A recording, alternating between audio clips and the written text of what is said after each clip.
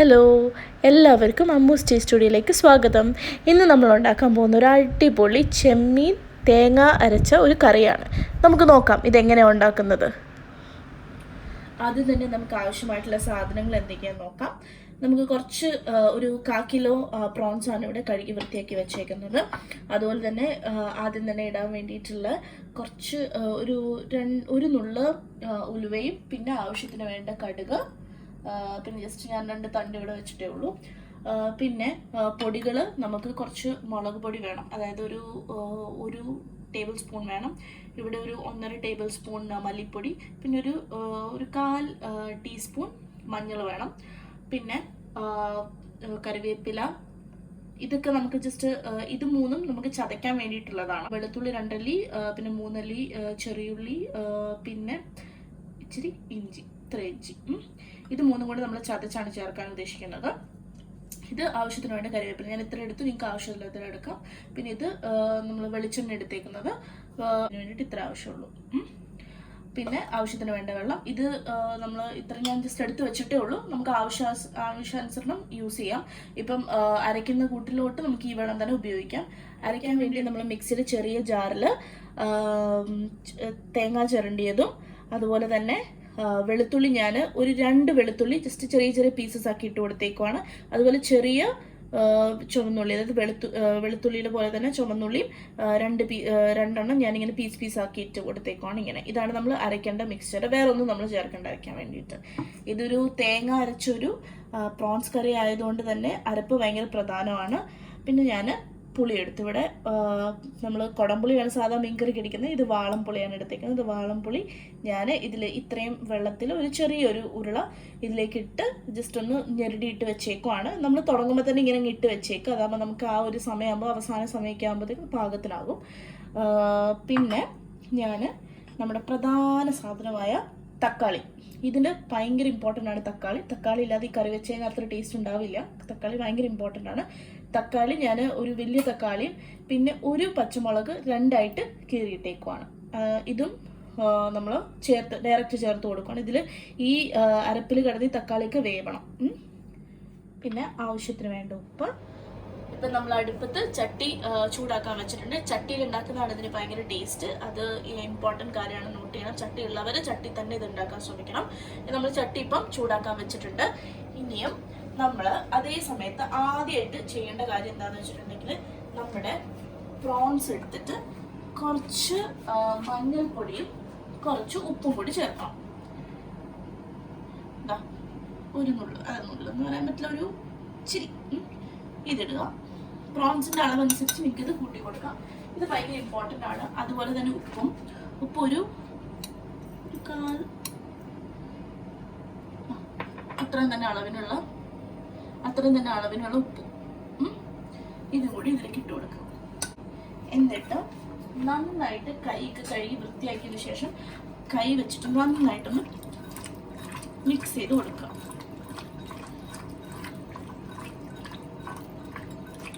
കണ്ടല്ലോ. എന്നിട്ട് നമ്മൾ ഇത് ഈ ഒരു പാകത്തിനാക്കിയിട്ട് നമ്മൾ സൈഡിലേക്ക് മാറ്റി വെക്കണം. നമുക്കിത് അവസാനമാണ് ആവശ്യമുള്ളത്.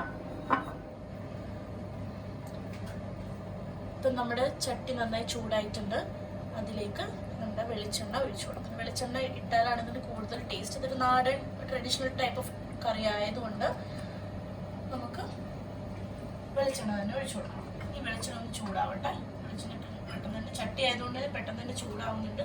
അതുകൊണ്ട് പ്രത്യേകം ശ്രദ്ധിക്കണം. ഫ്ലെയിം കൂടുതലാണെങ്കിൽ കുറച്ച് കൊടുക്കണം. എന്നിട്ട് ആദ്യം തന്നെ ഈ മാറ്റി വെച്ചേക്കുന്ന ഇത് ഇട്ട് കൊടുക്കാം. അതായത് ഒരു ചെറിയ പിഞ്ച് ഉലുവ നമ്മൾ മാറ്റി വെച്ചായിരുന്നല്ലോ, അതും ഇട്ട് കൊടുക്കാം.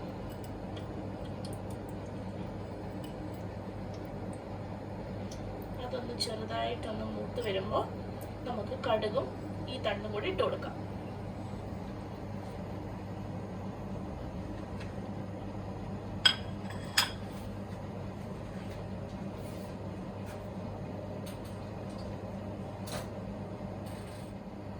ഇതിപ്പം നന്നായിട്ടൊന്ന് ഇതായിട്ടുണ്ട്, ചൂടായിട്ടുണ്ട്. നമ്മളിതിലേക്ക് നമ്മുടെ കടുക് മാറ്റി വെച്ചിട്ട് കൊടുക്കും.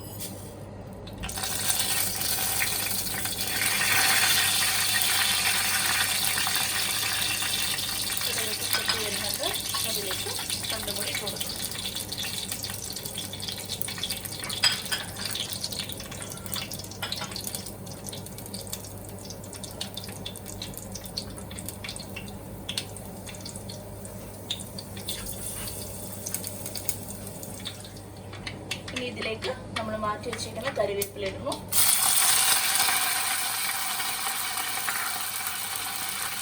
എന്നിട്ട് നമ്മൾ ചതച്ച് വെച്ചേക്കുന്ന പിന്നെ കാണിച്ച കൂട്ടില്ലേ, അതായത് വെളുത്തുള്ളിയും ഇഞ്ചിയും ചെറിയ ഉള്ളിയും കൂടെ നമ്മൾ ചതച്ചു.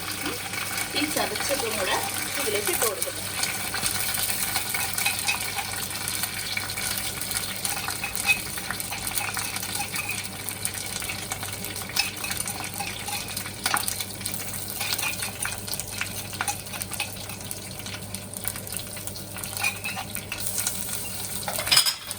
ഇത് നന്നായിട്ട് ഇളക്കി കൊടുക്കുക.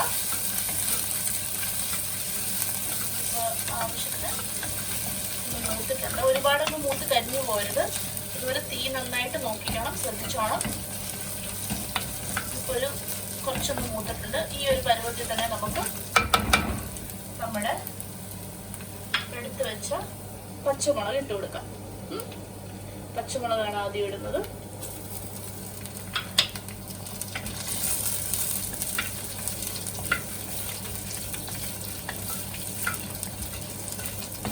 പച്ചമുളക് നന്നായിട്ടൊന്ന് മൂത്ത് വരുമ്പോഴത്തേന് നമ്മൾ തക്കാളിയും കൂടി ഇട്ട് കൊടുക്കാം.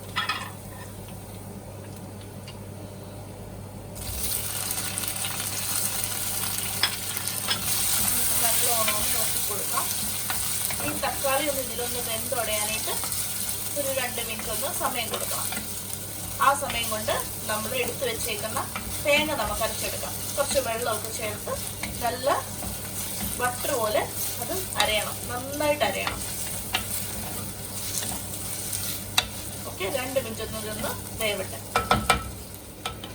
ഞാനൊരു 2 മിനിറ്റ് കഴിഞ്ഞ് നോക്കിയപ്പോൾ പക്ഷേ ഇച്ചിരിയും കൂടി ഒന്ന് വെന്തോടണം.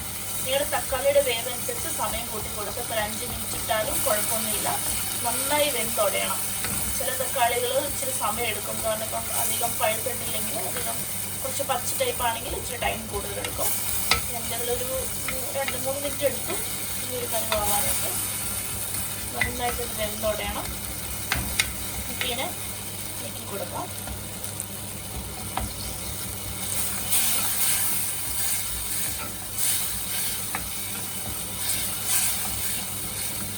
ഇനി നമുക്ക് പൊടികൾ ചേർത്ത് കൊടുക്കാം.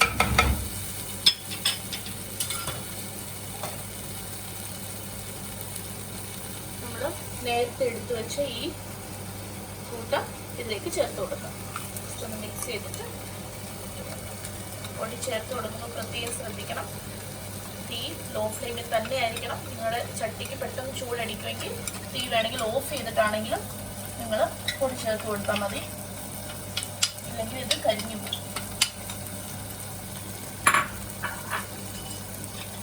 ഞാനിവിടെ ലോ ഫ്ലെയിമിലാണ് ഇട്ട് കൊടുത്തത്.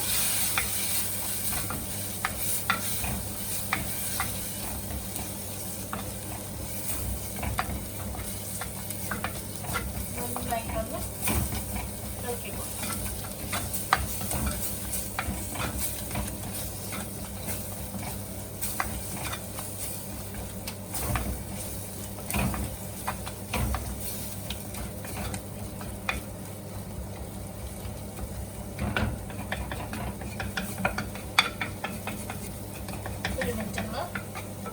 വേവട്ടെ, പൊടികളൊക്കെ നന്നായിട്ട് വേവട്ടെ. ഒരു 1 മിനിറ്റ് ഒന്ന് വയ്ക്കാം ഇങ്ങനെ.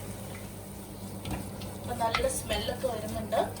ഈ കറിയുടെ ആ ഒരു പൊടികളും ഈ തക്കാളിയും നമ്മളിട്ട കൂട്ടുകളൊക്കെ നന്നായിട്ട് ഇപ്പം വെന്തിട്ടുണ്ട്.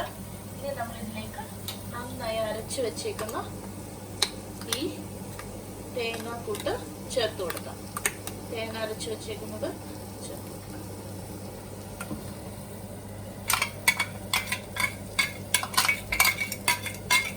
ഇതിലേക്ക് ഇടണം. എന്നിട്ട് നമ്മുടെ മിക്സി ഒന്ന് കഴുകിയും കൂടെ ഒഴിക്കണം. കാരണം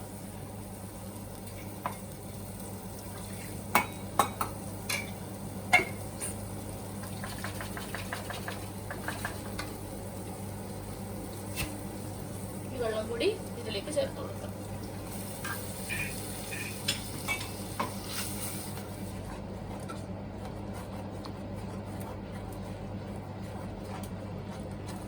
നല്ല ഒരു കളറൊക്കെ പയ്യെ വരുന്നുണ്ട്.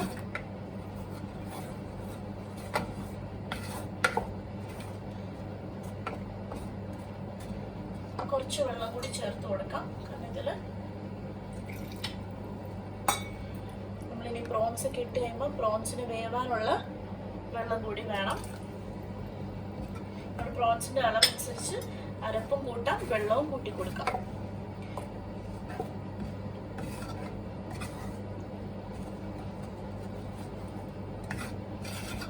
ഭയങ്കര ഒരു ട്രഡീഷണൽ രീതിയിലാണ് നമ്മൾ ഉണ്ടാക്കുന്നത്, നാടൻ രീതിയിലാണ് ഉണ്ടാക്കുന്നത്. ഇത് നമുക്ക് ചോറിൻ്റെ കൂടെയും ചപ്പാത്തിയുടെ കൂടെയൊക്കെ കഴിക്കാൻ പറ്റിയ നല്ലൊരു കറിയാണ്.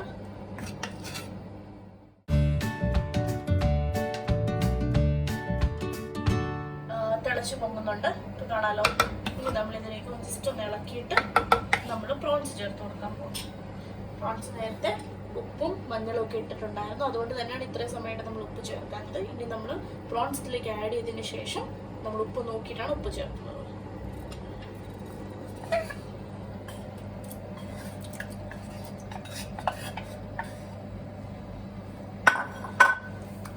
നന്നായിട്ട് ഇളക്കി കൊടുക്കാം.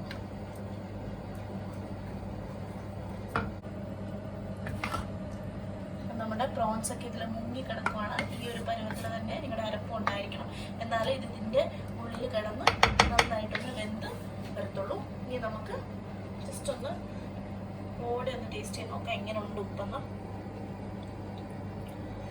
ഉപ്പ് പോരാൻ തോന്നുന്നു, അപ്പം നമ്മൾ കുറച്ച് ഉപ്പും കൂടെ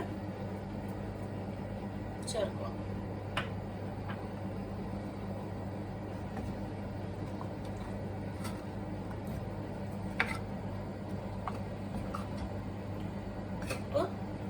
നോക്കി ഇനിയും വേണമെന്നുണ്ടെങ്കിൽ ഇനിയും വേണമെങ്കിൽ നമുക്ക് ചേർത്ത് കൊടുക്കാം.